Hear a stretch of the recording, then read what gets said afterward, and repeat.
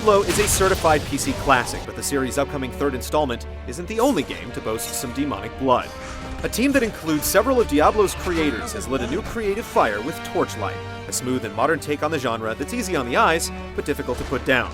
The game's formula is simple, but its smart design makes the process of hacking your way through a layer cake of vile creatures and epic loot fun, rewarding, and easy.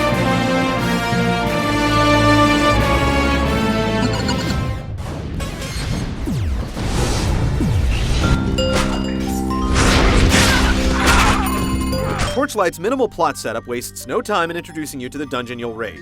You immediately know that your sole purpose for being is to get down there, kill some monsters, and haul up some awesome loot. The Ember mines are overrun with these creatures. There are 35 floors to hack through before you get to the big bad demon at the bottom, minor monsters that repopulate when you've been back to town, and beefier baddies that serve as roadblocks and progress markers every 5 or so floors. There are also random dungeons you can access by jumping through portals, buying special scrolls, or accepting certain side quests in town.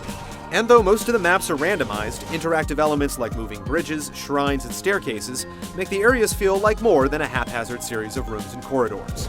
You'll brave the challenges as one of 3 character types, a burly bruiser, a magic guy, and an agile rogue-type character, each with 3 branches of butt-kicking discipline, where you can spend skill points you earn as you level up. Each ability feels useful, and you're free to mix and match, try on any weapons and armor your stats will permit, and further customize your character with item-enhancing gems and additional spells learned from scrolls. You have to stick with your decisions once you make them, though, as there's no way to try before you buy or reassign points you spend. If you're the extremely competitive or codependent cooperative type, the lack of online play will be disappointing. It would certainly be nice to bring along a friend, but with your mandatory pet, cat, or a dog, the only difference being how they look, you're never completely alone. As it turns out, dungeon crawling makes for a great solitary pursuit. You get to keep all the gold, experience, and awesome weapons you come across, which is really the entire point of the game. It's important to note that the game's difficulty levels will affect the experience. Normal provides you with a smooth difficulty curve, but anyone who knows their way around a dungeon crawler will likely want to start on hard. Actually checking the hardcore box is another issue altogether, since it makes the character death permanent on any difficulty level. This effectively turns Torchlight into a different type of game, but if permadeath is your thing, you're free to choose. Assuming you don't die in hardcore mode, you can essentially play forever thanks to an infinite bonus dungeon. And if you get tired of your current adventurer's incarnation, you can retire your character and pass along a favorite piece of equipment as an heirloom. Goodbye!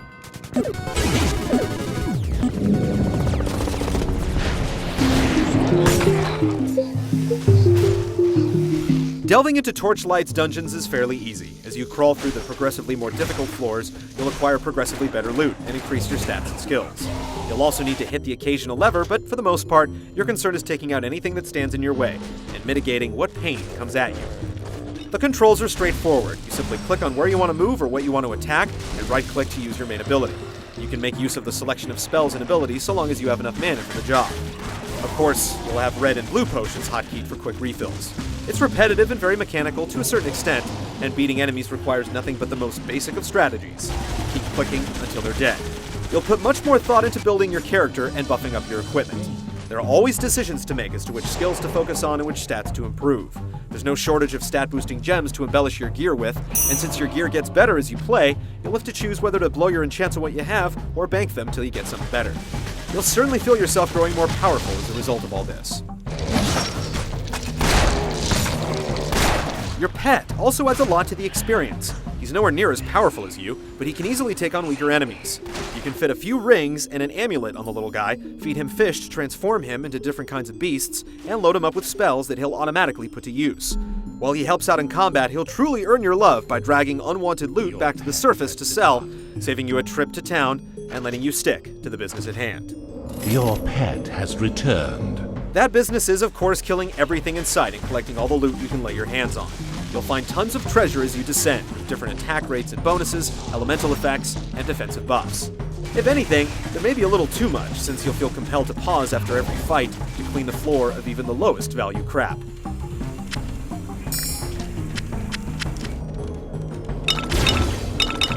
Levels themselves provide interesting hunting grounds with varied sets of enemies along with plenty of traps and secrets. You may even come across a phase beast every so often, which produces a portal to a dungeon within the dungeon, hiding an excess of gold and goodies. Slaying particularly powerful monsters will net you fame, which provides bonus skill points as you increase your renown.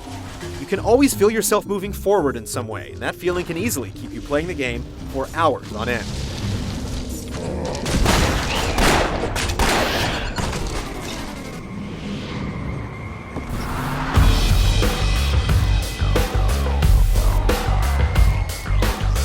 Torchlight doesn't really assert a unique identity with its caves and tombs stuffed with familiar fantasy foes like giant spiders, skeleton warriors, and man-eating treasure chests. It's still a very appealing game, however, thanks to its slick, stylized cartoon graphics.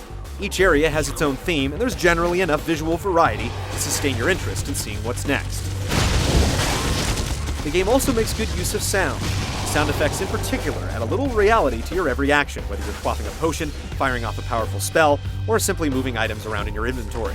While it's being sold as a budget title, the presentation offers a functional and appealing package.